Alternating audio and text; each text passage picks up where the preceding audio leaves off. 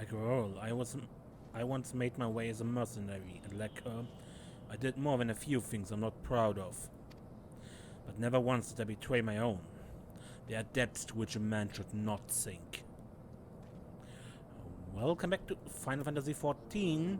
Yeah, still here with, or once again here, with Alphinaud and Ul'dah after we apprehended Eileen Warriol a second time. And let's see how it goes on. Let us cling together. Captain Ul'dah and I have a few questions for our Flame Marshal regarding the circumstance of her miraculous escape. When we have completed our interrogation, we shall take our findings directly to General Warban, and that shall be the end of it. Your work here is done, my friend. My thanks. But I have one last task for you. Return to the Rising Stones and apprise Minfilia of all that has happened. I'm aware that the antecedent held Warriol in high regards. For better or worse, she will want to know how this tale ends.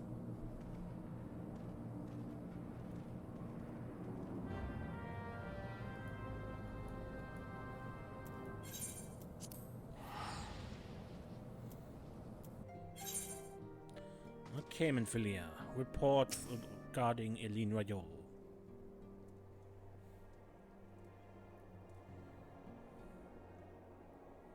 Welcome back, my friend. I have already received word from Alphinaud. Then why did he send me here? To think that Flame Marshal Huayu was the Garlean agent. I know not what to say. Together with Robon, Eileen lent us much-needed aid at the time of our Order's founding. She was particularly passionate about the need to tackle the primal threat. When we discussed the subject, her eyes fairly shone with determination. Whatever else she may have been, I choose to believe that it was her true self with whom I spoke then. But now is not the time to dwell on such matters. I have an important announcement to make regarding our effort to defeat the Ascians. We shall begin as soon as everyone is assembled. Sounds good.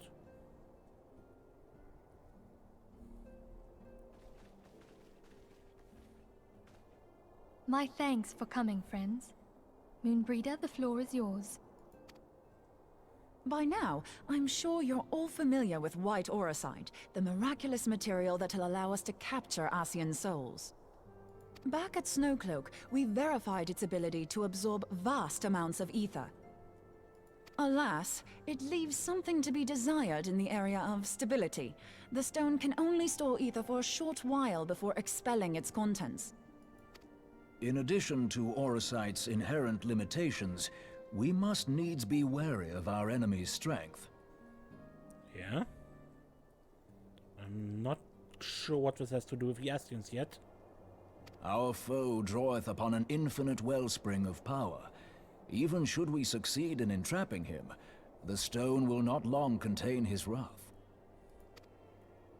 Meaning that, if we want to kill the swine, we'll have to be quick about it.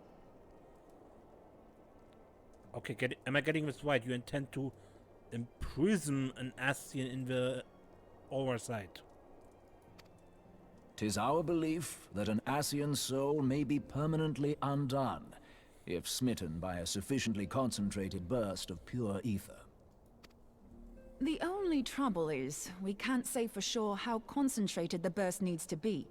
Without knowing how much ether an Ascian soul is composed of, we're basically guessing. Our sole clue lieth in thy struggle with La Habrea. During that encounter, Hydaelyn bid you forge what she called a Blade of Light, a weapon which took the form of a luminous stream of energy. Based on your description, we believe the blade with which you vanquished your foe was composed of ether. Admittedly, your victory proved ephemeral, as La Habrea was able to use a crystal of darkness to flee into the space that lies between our world and the void. The fact remains, however, that Hydaelyn placed the means to destroy the Ascians in your hands. Be that as it may, it would be unwise to assume that she will do the same when we next encounter such a foe. Quite so, my lady. We must needs find the means to forge our own blade of ether. One to equal that which Hydaelyn did benevolently bestow upon her champion. That is all well and good, but it seems to me that producing such a blade will require a prodigious quantity of ether. Whence will it come, pray tell? Oh, what if we had 2 pieces of white orosite? One to trap the Ascian, and the other to store the ether for the blade. Ida, we had that already. You can't store the ether and the orosite for long. It wouldn't help. Oh, nice try. But it's as I said, the stone won't hold ether for any length of time. We'd still need to collect the stuff there and then, sorry to say. And therein lies the rub. Finding a way to create the blade whenever and wherever we choose. Twould seem more research is in order. I'm going to linger a while, perform a few more tests on the orosite. And I could do with some help. Urianger, why don't you lend me a hand? Mine apologies, but I am required at the Waking Sands. Lady Minfilia hath given me sole charge of the premises. 'Twould be unseemly to leave them unattended. Sole charge, you say? So you're basically alone there, then? Well, that settles it. I'll just have to come to you. Well played, Urianger.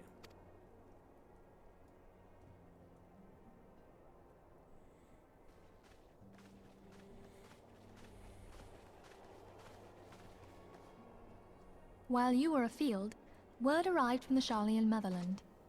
About? You will recall that a survey party was dispatched to investigate the incident at the Isle of Val. What they discovered was troubling, to say the least. According to the report, the Isle has been erased from existence. 'Twas as if a hole had been torn in the very fabric of reality. Aye, yet the mystery endeth not with the Isle's disappearance. It hath come to light that a number of scholars in various other locales were reported missing at a similar juncture. What's more, they all had something in common with the head of the students of Baldessian. Every last one of them was researching a phenomenon called dimensional compression, or the rejoining as the ancient texts call it. I'll be damned if that's a coincidence. All indications suggest Ascian involvement. But I sense that a force greater still is at work. The entity the Dark Beings call the One True God. Have to wonder, does this rejoining have something to do with a reunion from Final Fantasy VII? We must pray that my dear friend Kryl regains consciousness soon. If she bore witness to the Isle of Val's final moments, she may be able to shed some light on this mystery. Alright, she survived, but is in a coma.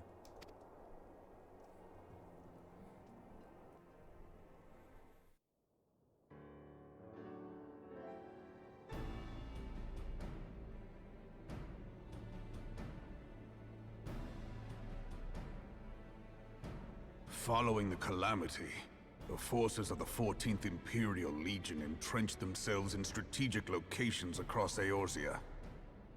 So swiftly did they accomplish this, it was suspected that they had received help. To think that it came from Huayu, my right hand. There is more. We have reason to believe that Huayu didn't deal exclusively with the 14th. She also answered to a higher authority in Garlemald. But this higher authority could not have been the Emperor. By consenting to the Media Project, Solus Zos Galvus showed himself to be more concerned about preventing the spread of primal influence than claiming Eorzea for the Empire. He would happily have seen the lot reduced to ash. We believe a number of high-ranking figures within the royal household were against the decision, but that they knew better than to oppose the Emperor openly. Of course, this didn't prevent them from making clandestine provisions, in which Huayu played a part. Alas, these provisions did not prevent Dalamud from falling, and the ensuing chaos changed the face of the realm forever. Yet Eorzea survived. To all intents and purposes, the Meteor Project had failed, and the Empire was left to rue its lack of a decisive means to eliminate the primals. Until, that is, it stumbled upon the Ultima weapon. Even before the accursed thing was dug up, it seemed to me the 14th had the might to overwhelm our weakened armies. Yet they chose to hide behind their walls. Why? The Black Wolf was wary of making the denizens of Eorzea desperate, lest more primals emerge to bleed the land. The discovery of the Ultima weapon, however, emboldened him to resume his war of conquest in earnest. But there was one in Garlemald who believed that Van Belsar's actions were premature. One who stood higher in the Imperial Army's chain of command. He ordered the Legatus to halt his advance, only to find that the Black Wolf had slipped its leash, and that the 14th now acted alone. In a bid to bring Van Belsar to heel, he used the agent he had planted in Ul'dah prior to the Calamity to undermine the Legion's efforts. A man who outranks Van Belsar, yet opposed the late Emperor's decision to annihilate Eorzea. This could only be the former High Legatus of the Garlean army, now known as Emperor Voris Zos Galvus. So he was Huayu's true master. But one of several in actual fact. We've learned that even as Huayu served the Empire's interests, she sold Imperial secrets to a certain faction in Eorzea. In so doing, she helped to maintain the status quo, thus prolonging the conflict. Considering who stands to profit from war, it isn't hard to imagine who her other masters were. 7 hells! You mean to say that she was a double agent? Huh, triple, if you consider her services to Van Belsar and the new Emperor as separate. As neatly as these pieces seem to fit, one aspect of the puzzle remains unclear to me. By whose will was the Marshal feeding intelligence to the heretics? And try as I might, I fail to see how aiding their cause would profit either her Imperial or monetarist masters. I wonder, this could indeed be a personal agenda she played. I mean, she was an Ishgardian who hated the Ishgardian upper crust, and perhaps this was personal revenge on her parts, aiding their enemies. Could it be that another hand is at work here? If so, Huayu must be made to reveal whose it is.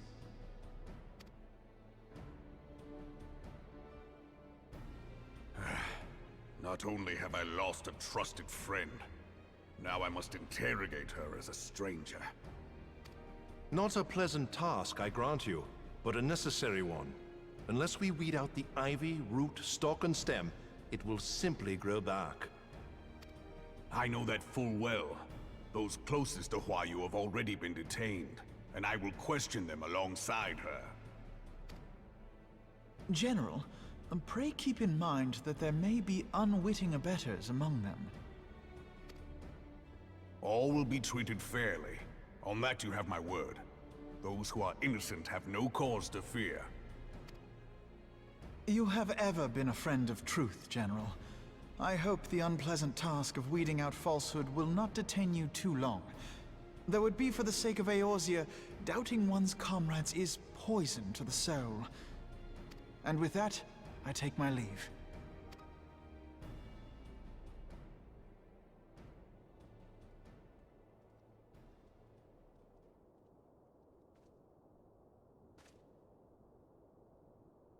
All these years, I've been made to dance to their tune. How could you, Huayu? How could you side with them? Those cankers who take from this land and give naught in return, who use their power to disempower and grow fat while the people starve. I know you can hear me, monetarist scum! Your crimes will not go unpunished! One day I will purge this land of your sickness! Before the eyes of the 12, I swear it! Ah!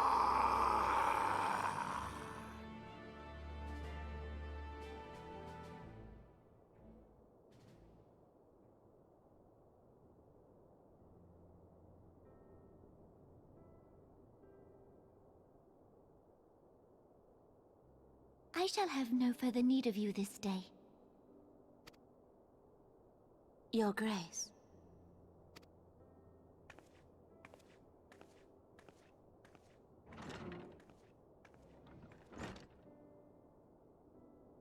I fear that not even mine own chambers shall remain private for long. Has the situation grown so grim?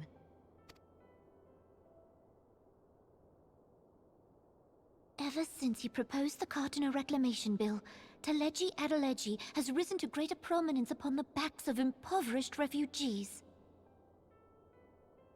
The monetarists were ever united in their pursuit of profit, but the man's actions have torn a rift in their ranks. They snap at each other as rabid dogs. Yet now is not the time to be bickering among ourselves. If this bickering is a threat to law and order, might you not have grounds to dissolve the Syndicate? Would that the solution were so simple, Admiral. Alas, my moving to dissolve the Syndicate is certain to spark outrage among the influential merchant class, whom the Cabal represents. This would serve to exacerbate the current unrest, and peace would slip still further away. Be they rich or poor, natives or refugees, all who reside in Ul'dah have a right to pursue happiness. It is the duty of a ruler to protect this right. If I am to perform my duty, I must needs tread warily. It would not do to make enemies heedlessly. Were Lord Lolorito here, he would doubtless say that I have my head in the clouds. A ruler is required to take a wide view.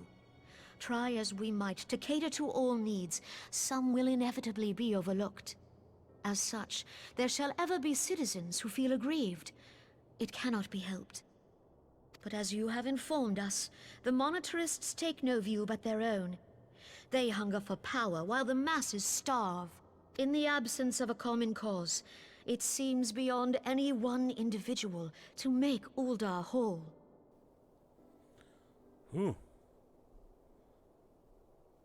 Describing it like that, it was a tough situation to be in. And the presence of a Garlean agent within the Immortal Flames only makes matters worse. Even accounting for Ul'dah's historic reliance upon mercenaries, such a grievous breach of security is unprecedented.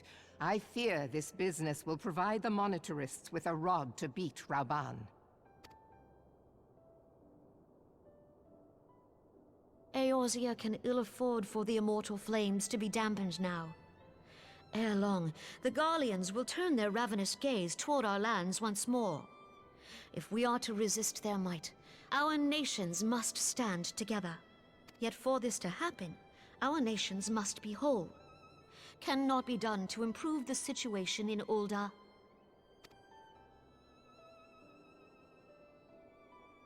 The true wealth of Ul'dah lies in the health, happiness, and hopes of her citizens. Alas, the citizens shall never know these things, so long as their lives are ruled by the ambitions of the few. The monetarists claim to represent the best interests of the people, but in sooth they desire only to manipulate them for their own selfish ends. For the government to serve the people, it must be formed of the people. For Ul'dah to move forward, it is not only the Syndicate that must be dissolved. Nay, you jest.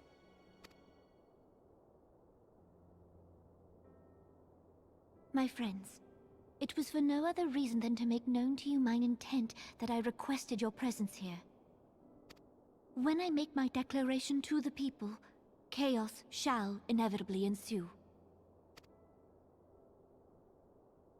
As the last monarch in the line of Ul, I make unto you this request. Help Rauban to preserve order, and protect the people. Forsake them, and you forsake yourselves. For a strong Eorzea will ever have need of a strong Ul'dah.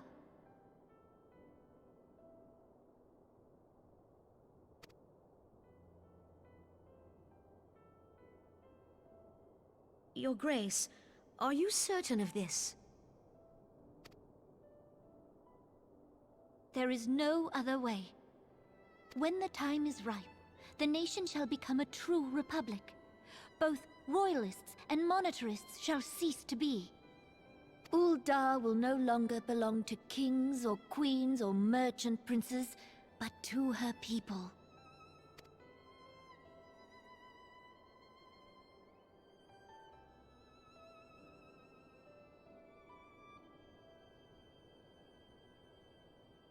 Roban, forgive me for casting aside all that you have toiled for in my name.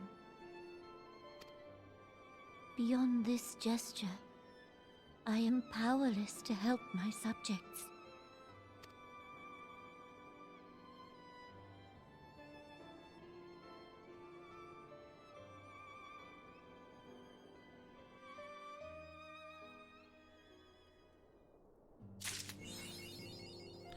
Dreams of Ice.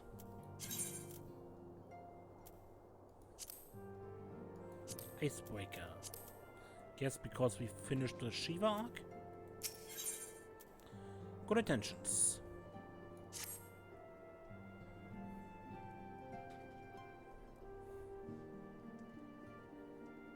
I'm most eager to address the ASEAN threat. However, we dare not neglect our other pressing concerns. We both know full well that Saint Shiva will not be the last primal we face, and our relationship with Ishgard is still tenuous at best. To think that the resolution of a primal threat was once the sole priority of the Science of the Seventh Dawn. Some days I wonder if it was wise for us to take on so many other responsibilities.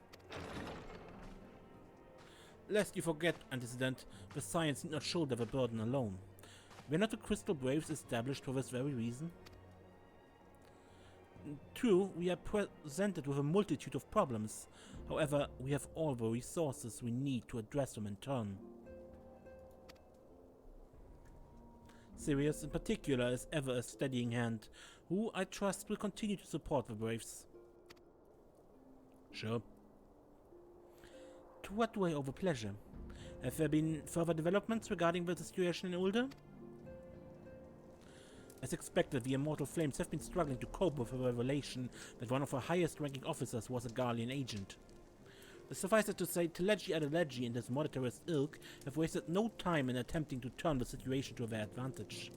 Coupled with ongoing unrest, the Flames are finding themselves hard-pressed. Plainly, General Rauban needs our help, and I will direct the Crystal Braves to offer what support they can. If I'm to stay abreast of the latest developments and issue effective orders, however, I cannot afford to waste time traveling back and forth. And so, for the foreseeable future, I think it would be for the best if I were to remain in Ul'dah. Unless you have an objection? None whatsoever. We have matters here well in hand. Moonbreeder's research is proceeding as planned. So she tells me. I'm not familiar with the details. Ryanji is poring over his tomes at the Breaking Sands, and the others are contributing in their own ways. Alas, the key problem, how to form an ethereal blade at will, remains unsolved. Nevertheless, it is only a matter of time. Sirius, while we focus on that task, maybe you could assist Alphinotis Braves with theirs? It would do much to restore faith in the Immortal Flames if a Warrior of Light was seen working on their behalves. Never forget that your esteemed status allows you to act in ways that those who more tightly bound to organizations and nations cannot. As ever, I implore you to do so. Not that your resolve was ever in doubt, but I humbly thank you once more for aiding our cause. Now then, there are preparations I must attend before my departure, such as receiving Rayol's latest report.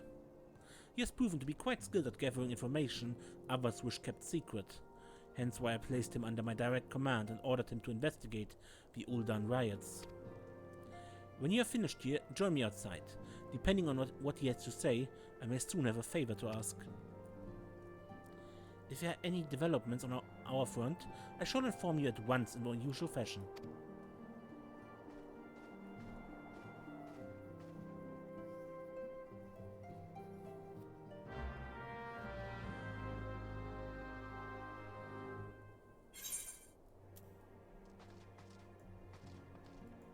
And I speak with Raoul as well, I guess.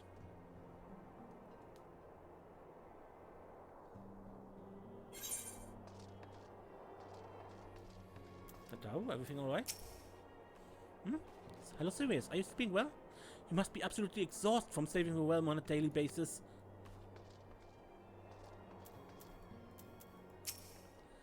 Moonbreeder is charged with acquiring some rather esoteric manuscripts, but I'm afraid the task is proving to be nigh impossible. When the city of learning was abandoned, a great many tomes were scattered and lost. How smoothly our research might proceed were we able to peruse the archives of yesteryear.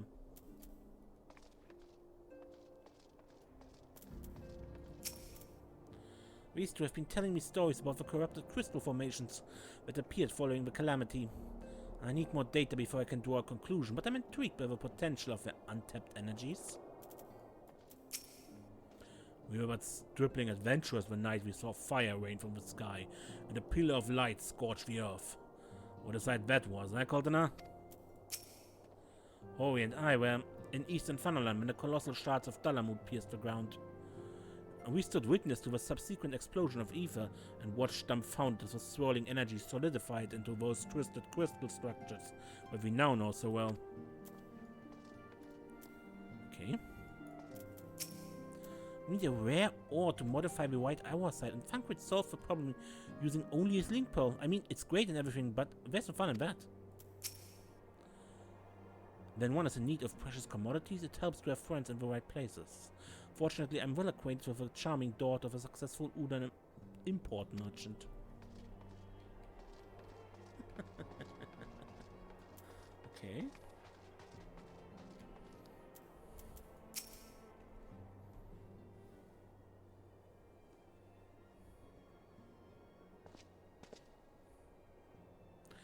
Pleasure is always serious. You'll be escorting the commander to Ul'dah, I take it? Actually, I had another task in mind for him. Would you be so kind as to repeat your report for his benefit? Right then.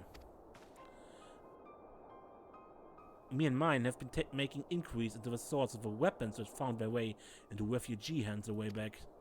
So happens we caught wind of something promising.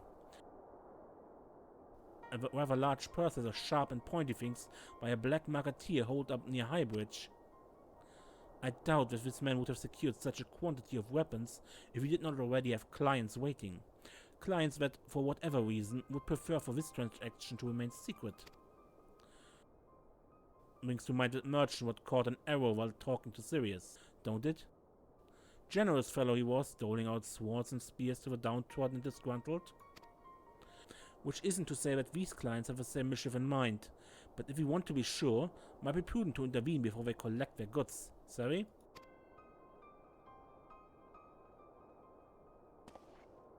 Seizing the weapons before they fall into the wrong hands would be for the best. However, if we strike at the appointed hour, we might capture the black marketeer as well as his clients. What say you, Sirius? When it's settled, rendezvous with Captain Ilbert at Highbridge and intervene when the exchange takes place. Now then, if you would excuse me, I must leave for Ul'dah. I expect good tidings.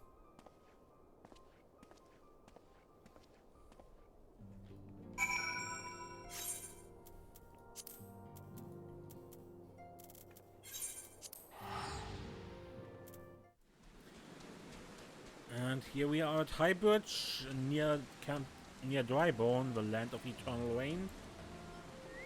In case anyone is wondering, that over there is the crystal formation in eastern Thanalan that Cultinaut mentioned. Ah, serious. My scouts have been keeping a close eye on the Black Marketeer. It would seem that his guests have arrived. It would also seem that he has hired more than a few men to stand guard. Common thugs of no consequence, but they nevertheless pose a threat. Even so, I feel compelled to apologize. This is far beneath a man of your standing, and Commander Leveilleur needn't have dispatched you hither. But powerful men ever have need of loyal, able-bodied friends. Having found one in you, 'tis only natural that he would come to rely upon you without hesitation.